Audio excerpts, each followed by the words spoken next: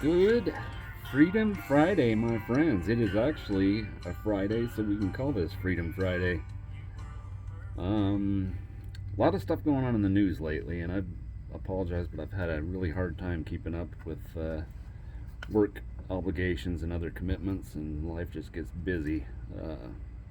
Hopefully, everybody's having a good summer.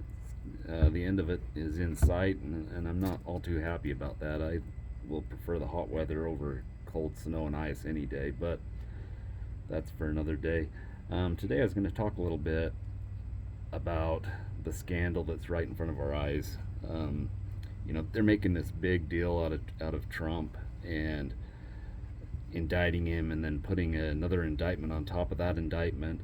And it's funny how the news cycle with that seems to trend that every time something comes up about Joe or Hunter or a combination of the two and his influence peddling, uh, really both of him acting like a foreign agent. Well, Joe was then vice president of the United States.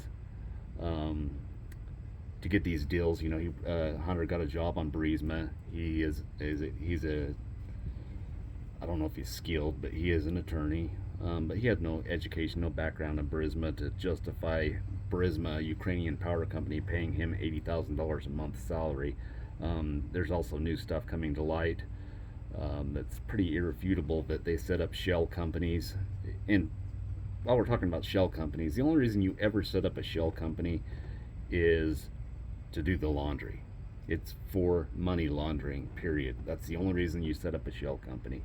There's new stuff coming to light about businesses being set up as shell companies, and basically the transfer of tech companies, particularly defense tech, being transferred from the United States to the Chinese. That's something that should make the hair on the back of your neck stand up, because if you don't believe it now, China is our probably the number one foe. Russia's got stuff going on. Um, they're kind of anemic. With China, that's not the case. With China's being set up and poised and gesturing that they are going to take over Taiwan, and most of our semiconductor manufacturing takes place in Taiwan and gets imported here. Um, that's a scary thing, and the news obviously is downplaying this because they play run and cover for Democrats and the Biden administration. But all this stuff started, going back to 2009. The Obama Biden campaign begins.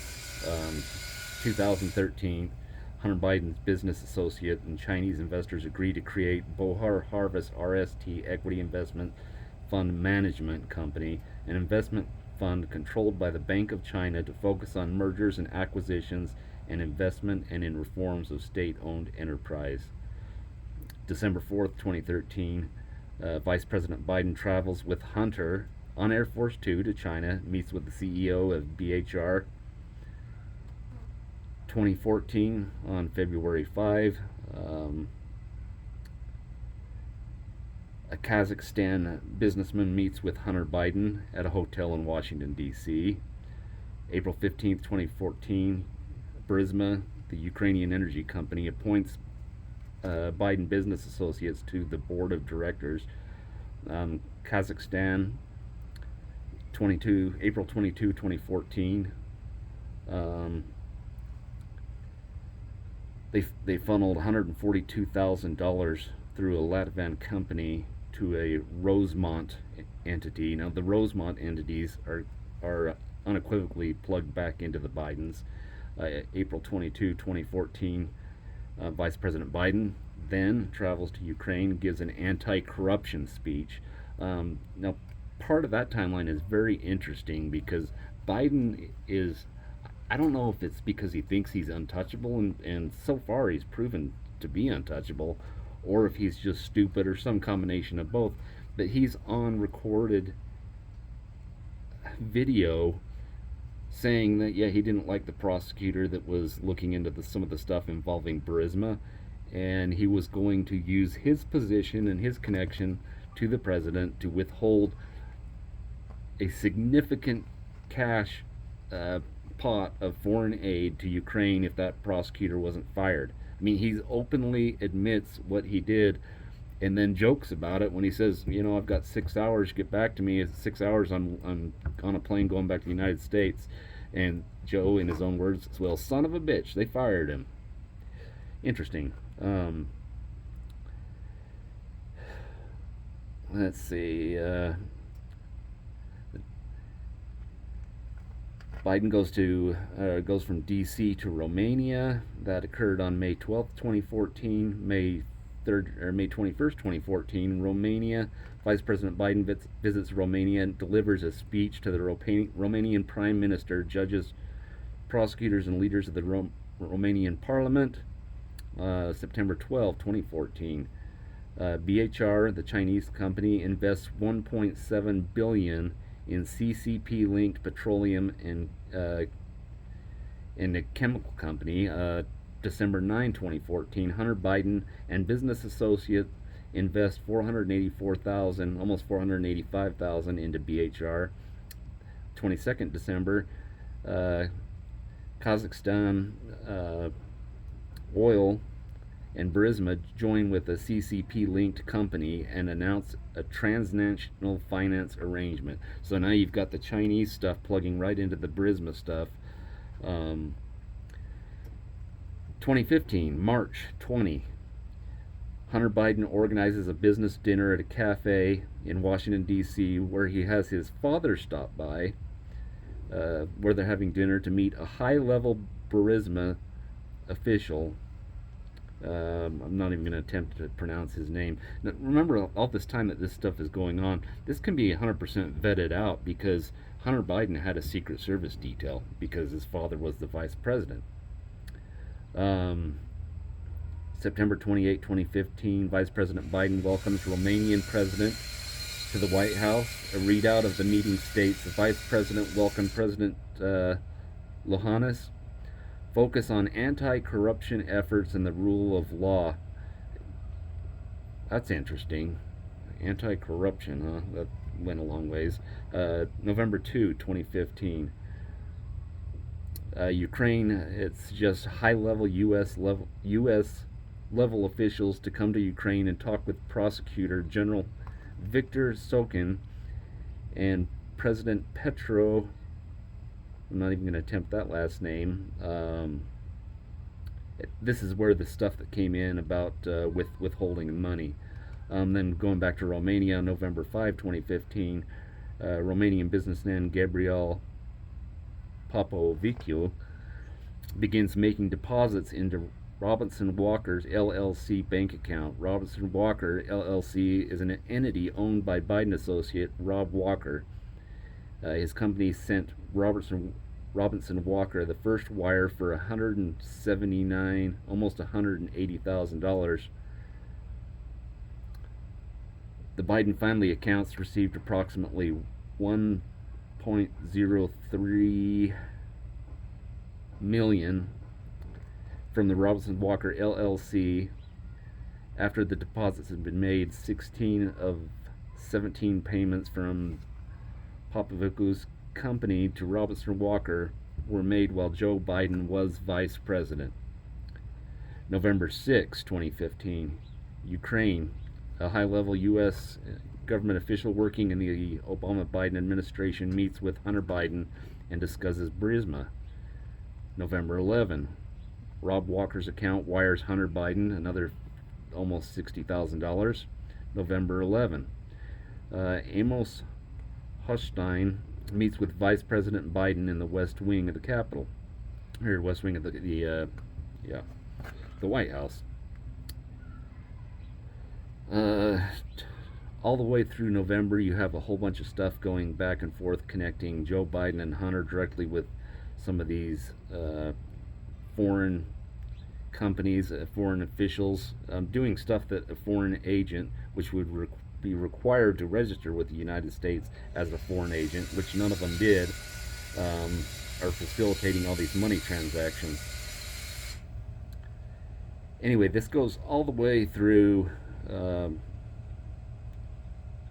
2016, 2017. A couple interesting things to note. Before any of this stuff was brought up, they skillfully left it on the back burner long enough that a whole bunch of this stuff, the statute of limitations, has run. Um, then this ties directly into the Hunter Biden laptop being found. It was basically the October surprise, but then you have a bunch of current and former intelligence, I use the word intelligence lightly, officials signing on that this Biden laptop has got to be fake, and it has all the earmarks of Russian disinformation, Russian propaganda. That obviously has been proved to be 100% false.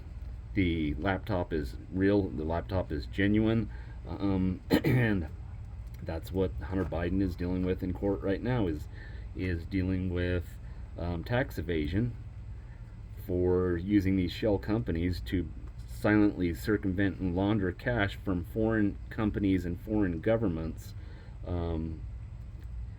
to himself.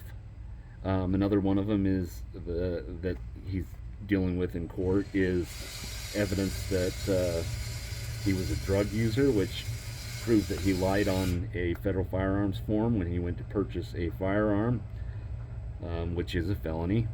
One of the felonies that they tried to just gently sweep under the rug with this sweetheart deal that fortunately the judge completely shot down. But as you follow all of this corruption, you've got Hunter front and center, and then you've got the big guy, Joe Biden. That's not the big story here, and so far they've really been able to keep a lid on it. But the big story is all of this stuff that's gone on. You can take the lid off of it and digest it and say, if this stuff was going on, then de facto, through reverse engineering how things work, Obama was front and center in the middle of it even more so than Joe. And so far, the minions in the mainstream news media have been able to keep this quiet. They've been able to keep Obama's name out of any of these discussions. And it's going to be interesting when the fallout occurs, because I think the linchpin, the kingpin that's holding everything together is the fact that Joe Biden's president. He's getting what he wants.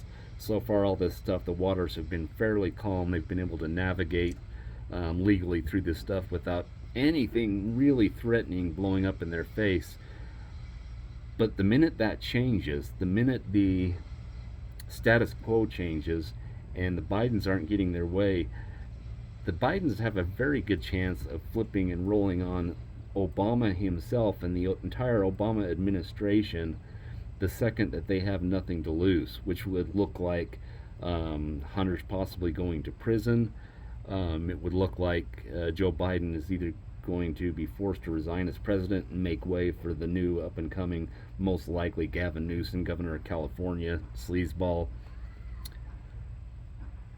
If these things happen, I see no reason why the Bidens are going to sit back any longer and bite their lip, and they're going to roll on Obama the exact same way that Hunter Biden's business associate rolled over on him, because he got to a spot where he had nothing to lose, and quite frankly he felt, I think, betrayed by the Bidens, by now President Biden, then Vice President Joe Biden, and Hunter Biden, in allowing him to kind of be the fall guy. Well, it's kind of like the old story, a lady scorned. Well, these certainly aren't ladies involved here, but there is a certain amount of being scorned that people will put up with before they will roll on those who left them hanging out to dry, because they no longer have anything to lose and everything to gain by it. I think you're going to see this happen. I think you're going to see a rapid volley of political moves back and forth. Obviously, they're trying to keep the lid on everything by anytime something goes down with this case or discovery with the House Oversight Committee involving corruption and things that have been going on with the Bidens, with Joe, with Hunter. They magically pop out some big new fluff piece that gets aired on CNN and all the major networks. Um, and you might find the Biden stories on page 6 down at the bottom. But stay tuned because things are going to rapidly evolve as we're approaching the meat and potatoes of the next election cycle, and things are going to happen very quickly. The Democrats, the people who are in charge that are running the puppet strings of Joe Biden, all that stuff is going to come crashing down. They know that Joe is an absolute huge liability at this point in time, and the status quo is going to be we need to get Biden out and the next person in. It's not going to be Kamala. She's too stupid, and they know that. She, as stupid as Joe is, and as big a liar as Joe has proved himself to be, they do not want any part of Kamala. And it's not because they worry about corruption and her lies or anything. It's her inability to convince people that she's not a complete imbecile, and she really is. You listen to her talk, she cannot formulate sentences that sound anything above what you would expect a preschool teacher telling her kids about a doesn't everybody like a big yellow school bus? There's just something fantastic about it. She's a buffoon. It's not going to be her, as much as they would like to find a identity politics candidate who would be a woman and put them in there. I don't see anybody up and coming. I think you've already seen moves played by Gavin Newsom. Gavin Newsom is going to be the next up and coming, and heaven forbid he get elected. Look what he's done to the state of California. The state of California is an absolute disaster. There's homelessness running rampant.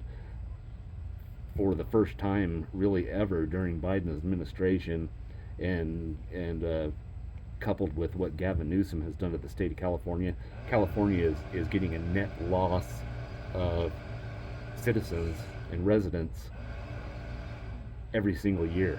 They're losing House seats because their demographics are changing and those numbers are going down, and people are tired of it. They're tired of being held hostage to this system that coddles criminals, violent or petty, and punishes the law-abiding and makes them pay for all this stuff.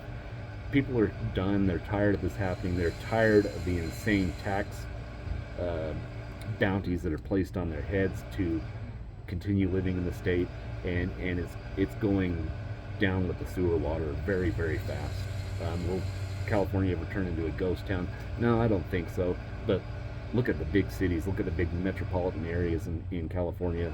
Smell A, San Fran, all those places. Frankly, I mean, not only are they filthy disaster areas ridden with poop on the sidewalk, open use, hard narcotics use right in the light of day, but they're dangerous. You hear once in a while some of the stories. Go tune in to some of these local news outlets in Smell A or San Francisco, Oakland, San Jose. It is flat dangerous to live in these places, aside from just how disgusting everything has become. Anyway, that's all I've got worked up for you for right now, and I will check out with that.